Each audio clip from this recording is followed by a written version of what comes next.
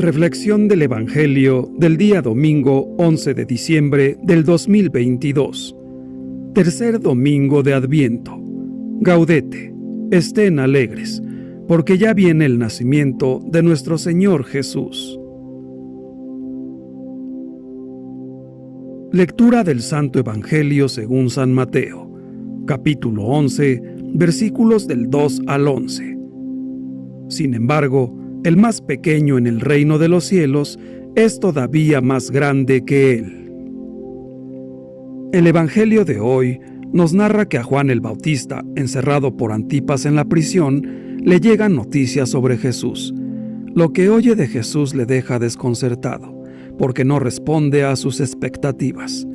Él espera un Mesías que se imponga con la fuerza terrible del juicio de Dios, salvando a quienes han aceptado su bautismo y condenado a quienes lo han rechazado. Para salir de dudas, encarga a 2 discípulos que pregunten a Jesús sobre su verdadera identidad. ¿Eres tú el que ha de venir o tenemos que esperar a otro? La respuesta de Jesús no es teórica, sino muy concreta y precisa, y les dice: vayan a contar a Juan lo que están viendo y oyendo. Le preguntan por su identidad, y Jesús les responde con su actuación sanadora al servicio de los enfermos, los pobres y desgraciados que encuentra por las aldeas de Galilea, sin recursos ni esperanza para una vida mejor, y dice: los ciegos ven, los cojos andan, los leprosos quedan limpios de la lepra, los sordos oyen, los muertos resucitan y a los pobres se les anuncia el Evangelio. Para conocer a Jesús, lo mejor es ver a quiénes se acerca y a qué se dedica. Para entender bien su identidad, no basta confesar teóricamente que es el Mesías, Hijo de Dios.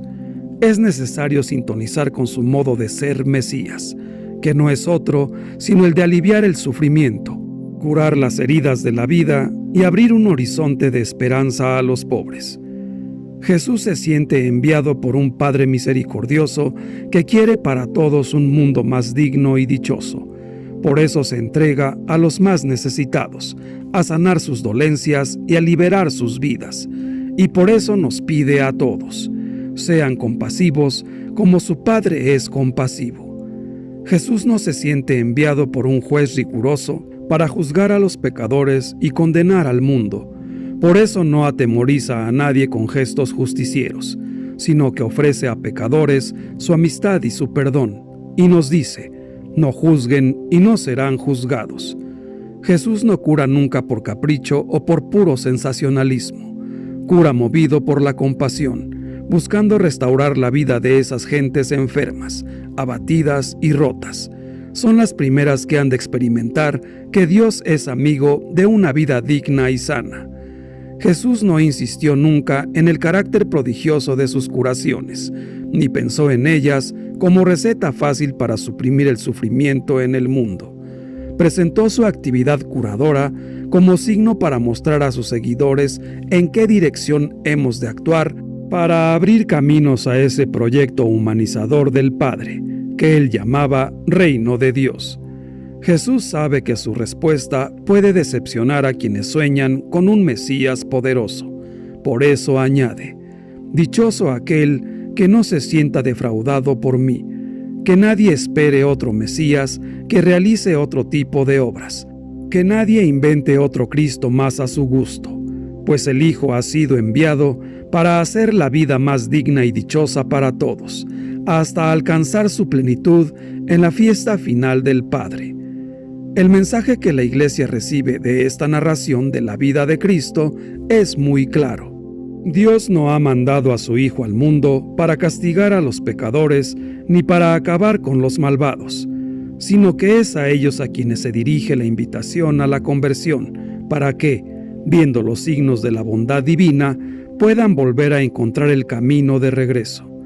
La justicia que Juan el Bautista ponía al centro de su predicación, en Jesús se manifiesta en primer lugar como misericordia, y las dudas de Juan el Bautista solo anticipan el desconcierto que Jesús suscitará después con sus obras y con sus palabras. Se comprende, entonces, el final de la respuesta de Jesús, y dice: Dichoso aquel que no se sienta defraudado por mí. Por eso, Jesús advierte sobre un peligro en particular. Si el obstáculo para creer son sobre todo sus obras de misericordia, eso significa que se tiene una falsa imagen del Mesías. Dichosos en cambio aquellos que, ante los gestos y las palabras de Jesús, rinden gloria al Padre que está en los cielos. La advertencia de Jesús es siempre actual. Hoy también el hombre construye imágenes de Dios que le impiden disfrutar de su presencia real. Algunos se crean una fe a su propia medida, que reduce a Dios en el espacio, limitado por los propios deseos y las propias convicciones.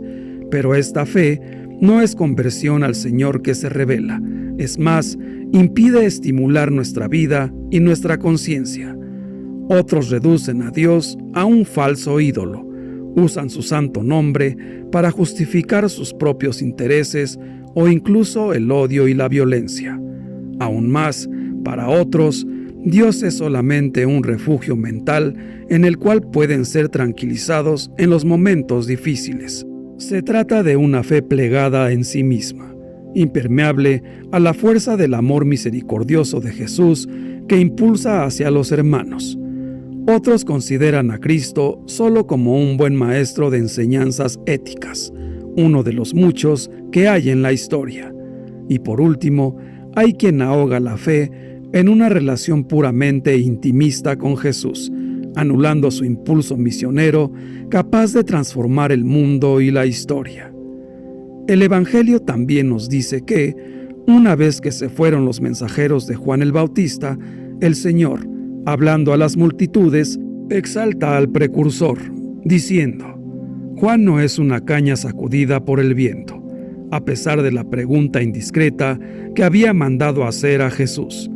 Tampoco es un gran personaje de este mundo, no es un hombre de la corte, es un profeta, y más que profeta, pues tuvo el privilegio de ser el heraldo, el precursor del Mesías, el contemporáneo del Cordero de Dios, a quien podía no solo anunciar, sino señalar con el dedo.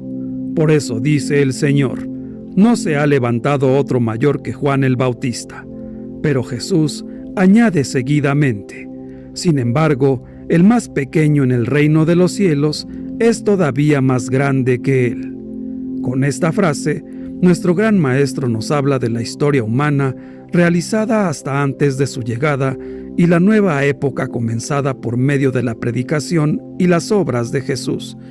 El tiempo final, anunciado como inminente por Juan el Bautista, está llegando, pero no se está manifestando con castigo y fuego, sino como salvación jubilosa y perdón misericordioso de todos los pecadores.